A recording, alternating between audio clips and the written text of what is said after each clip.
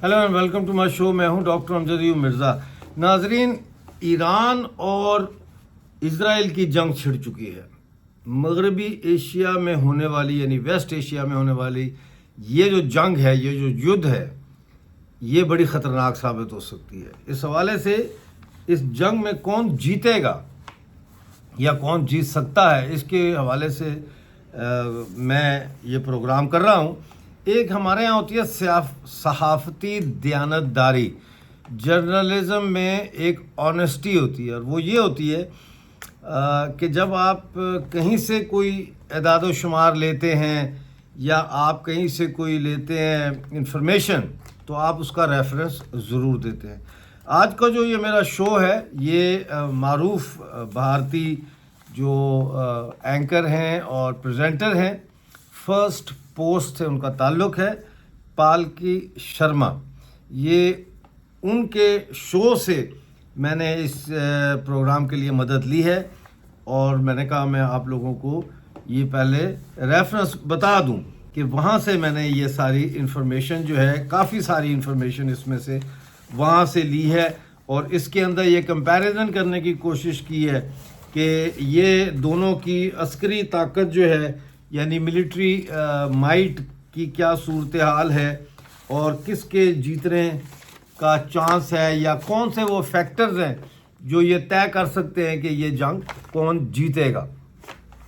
तो सबसे पहले ईरान और इज़राइल का जो ये आबादी है, इसका एक कंपैरिजन है कि ईरान की आबादी 2023 के जो सेंसस हुआ है, मर्दम शुमारी, उसके मुताबिक 9 करोड़ 40 लाख आबादी है ईरान की, जो कि इज़राइल से बहुत ज़्यादा है, क्योंकि इज़राइल की आबादी जो है वो 97 लाख है, 97 लाख, यानी 1 करोड़ से भी 3 लाख कम है 2023 के सेंसस के मुताबिक।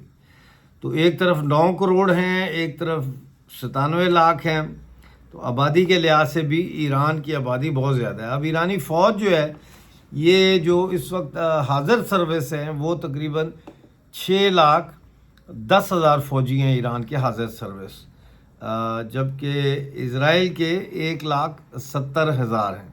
तो यहाँ पे भी बहुत बड़ा फ़र्क है, एक तरफ 6 लाख हैं, एक तरफ 1,70,000 है। 2 लाख भी नहीं बनते ये जो हाजिर सर्विस हैं। लेकिन इज़राइल को ये एडवांटेज है कि इज़राइल में तकरीबन 4,65,000 जो है वो रिज़र्व है उनकी फ़ौज, यानी कि जिसे किसी भी वक्त जंग के हालात में ड्यूटी पे बुलाया जा सकता है। ईरान के जो रिज़र्व फाइटर्स हैं वो 3.5 लाख हैं। तो इस तरह से इज़राइल के जो रिज़र्व फाइटर्स हैं वो ज़्यादा हैं, लेकिन रिज़र्व फाइटर्स मिला के भी जो फ़ौज है वो कम है। अगर रिज़र्व फाइटर्स मिला लें तो ये तकरीबन कुछ 6 लाख के लगभग इज़राइल की फ़ौज बनती है, लेकिन ईरान की अगर हम शामिल करें तो ये कुछ 9.5 लाख बनती है। पैरा मिलिट्री ट्रूप्स जो हैं इनके, वो ईरान के 2,20,000 हैं, जबकि इज़राइली फ़ौज के पास सिर्फ 35,000 हैं। तो इस तरह से पूरी जो फ़ौज है इसकी इज़राइल की, वो तकरीबन 6,70,000, जबकि जो ईरान की कुल फ़ौज है वो 11,80,000 है। तो तकरीबन दुगनी है तकरीबन। ईरान के पास जो है वो मैंडेटरी यानी लाजमी आपने फ़ौज में सर्विस करनी है, ये उनका एक कानून है। इसी तरह का कानून इज़राइल में भी है, जहां मैंडेटरी आपको फ़ौज में 2 से 2.5 से 3 साल तक आपको सर्विस करनी पड़ती है। लिहाजा इज़राइल की पूरी कौम जो है वो ट्रेन है, लेकिन ईरान में सिर्फ मर्दों को ये ट्रेनिंग दी जाती है, लिहाजा औरतें जो है उनको ट्रेनिंग नहीं मुयस्सर की गई। इसी तरह ईरान और इज़राइल का अगर ज़मीनी क़ुव्वत का, अगर ताकत का अंदाज़ा लगाया जाए, तो ईरान के पास 1,996 टैंक हैं, यानी तकरीबन 2,000 टैंक हैं, जबकि इज़राइल के पास 1,370 टैंक हैं, 1,370 टैंक हैं। तो कम है टैंक। اسرائیل کے پاس ایران کے مقابلے میں. اسی طرح آرمرڈ وہیکل جو ہے وہ بختر بند گاڑیاں وہ 65,756 ہے ایران کے پاس، لیکن اسرائیل کے پاس کم ہے 43,407. اسی طرح سیلف پروپیلڈ آرٹلری جو ہے وہ 580 ہے ایران کے پاس اور 650 ہے اسرائیل کے پاس. پھر ٹوڈ آرٹلری وہ ہے 2050 ایران کے پاس اور اسرائیل کے پاس ہے 300، صرف 300. موبائل راکٹ پروجیکٹرز جو ہے ایران کے پاس 775 ہیں، اسرائیل کے پاس صرف 150 ہیں. سمندری طاقت کا اگر اندازہ لگائیں تو اس میں جو ان کی فلیٹ ہوتی ہے یعنی سمندری بیڑے کی جو اسٹرینتھ ہوتی ہے ایران کی وہ 101 بنتی ہے، جبکہ اسرائیل کی 67 بنتی ہے. یہاں پہ بھی اسرائیل کم ہے تعداد اس کے فلیٹ کی. ایران کے پاس 7 فریگیٹس ہیں، اسرائیل کے پاس نہیں ہیں. اسی طرح ایران کے پاس سبمرینز 19 ہیں، 19 آبدوز جہاز ہیں، جبکہ اسرائیل کے پاس صرف 5 ہیں. تو یہاں پہ بھی اسرائیل کے پاس تعداد بہت کم ہے.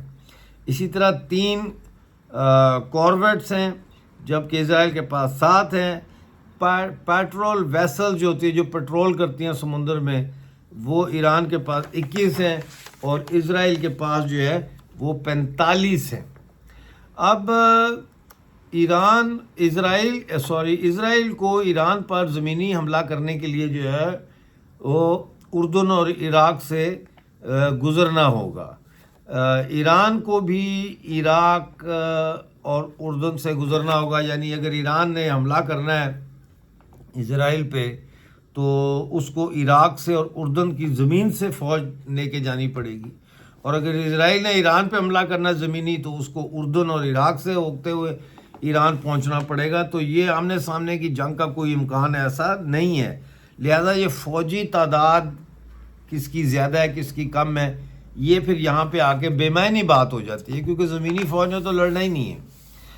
اب آ جاتی ہے اسی طرح سے سمندری طاقت کا بھی کوئی خاص فائدہ نہیں ہے کسی کو بھی، کیونکہ سمندری جنگ بھی یہ نہیں ہوگی. یہ ہوگی اصل جنگ فضائی جنگ. اور فضائی جنگ میں اگر ہم تقابلی جائزہ کریں، کمپیریٹیو اسٹڈی کریں، تو ایران کے پاس فائٹر جیٹس جو ہے وہ 186 ہیں یعنی 186 ہیں، جبکہ اسرائیل کے پاس 241 ہیں. اور اسی طرح ڈیڈیکیٹڈ اٹیک ایئر کرافٹ جو ہے وہ 23 ہیں ایران کے پاس اور 39 ہیں اسرائیل کے پاس. اٹیک ہیلی کاپٹرز ایران کے پاس 13 ہیں جبکہ اسرائیل کے پاس 48 ہیں. تو یہاں فضائی طور پر ہم دیکھ سکتے ہیں کہ ایک دم سے اعداد و شمار جو ہے وہ پلٹی کھاتے ہیں اسرائیل کے حق میں. اصل فیصلہ کن عنصر یہ بھی نہیں ہے کہ فضائی برتری ہے، اس میں جہاز کس کے زیادہ ہے کس کے کم ہے. مسئلہ یہاں پہ ایک اور ہے، اور وہ مسئلہ یہ ہے کہ ایران کے جو F4 اور F5 جو امریکن طیارے ہیں وہ 1960 اور 1970 کے زمانے کے ہیں. یعنی 1979 میں جب یہ نام نہاد اسلامی انقلاب ہوا تھا ایران میں اور شاہ ایران کا تختہ الٹا گیا تھا، اس کے بعد تو سینکشنز لگی ہوئی ہیں، نیا تو کوئی جہاز ان کے پاس آیا نہیں. تو وہ پرانے ان کے پاس جو ہے وہ جہاز موجود ہیں. اور ایک ان کے پاس اسکواڈرن ہے روسی Su-24 کا، اور کچھ اور ان کے پاس جو ہے وہ ہوائی جہاز فائٹر شائٹر موجود ہیں. اسرائیل کے پاس state of the art F-15 F-16 اور F-35 اسٹیلتھ فائٹرز ہیں. سمجھ آئے نا، جو کہ مطلب ہے بذات خود ہی ایک بہت برتری ہے، فضائی برتری کا ثبوت دیتے ہیں یہ.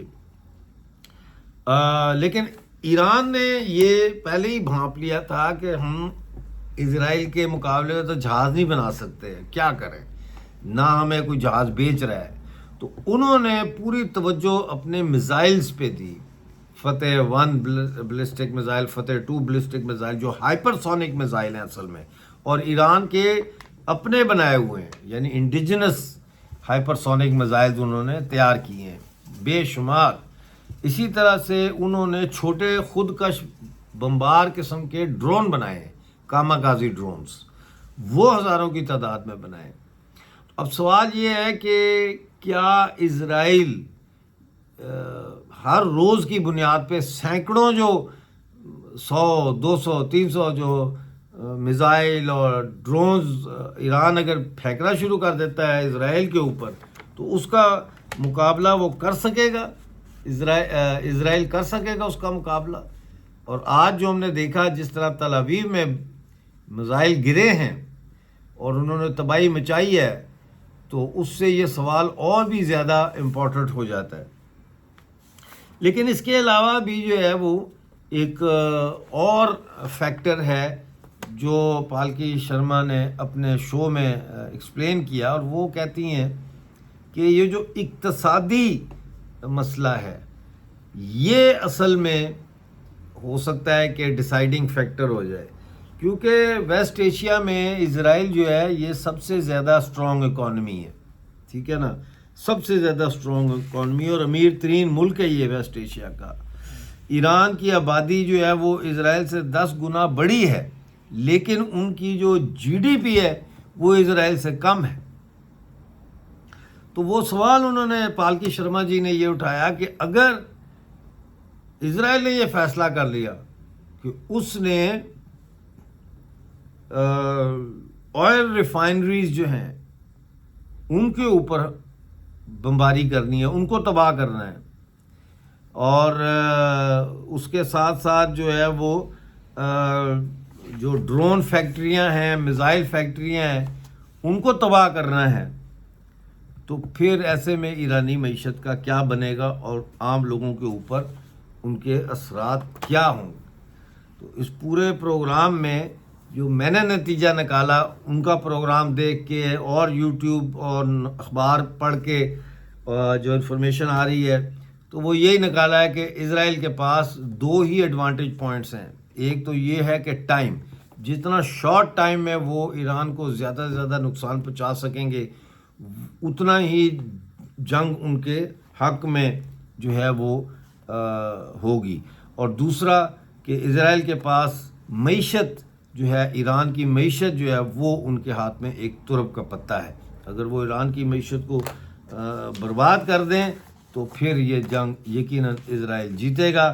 لیکن یہ کہنے میں تو باتیں بڑی آسان ہیں لیکن کرنے میں بڑی مشکل ہیں۔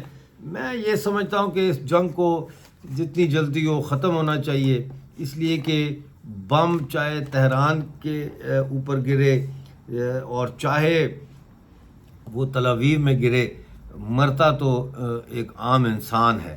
ہاں، اگر آپ ایک دوسرے کے ملٹری تنصیبات پہ پریسائز اٹیک کر سکتے ہیں اور اتنی آپ کی پریسیجن ہے، تو جیسا کہ اسرائیل نے ثابت کیا، آج بھی ان کے 2 بڑے جرنیل جو ہے وہ مارے گئے ہیں، جس سے میرا خیال ہے ان کے جرنیل اور ٹاپ جرنیلز ہیں ان کی تعداد تقریباً 10 ہو چکی ہے، یعنی 10 ٹاپ جرنلز کی پوری انہوں نے کریم اڑا دی ہے، یعنی گنجا کر دیا انہوں نے ایرانی فوج کو اس کی قیادت سے۔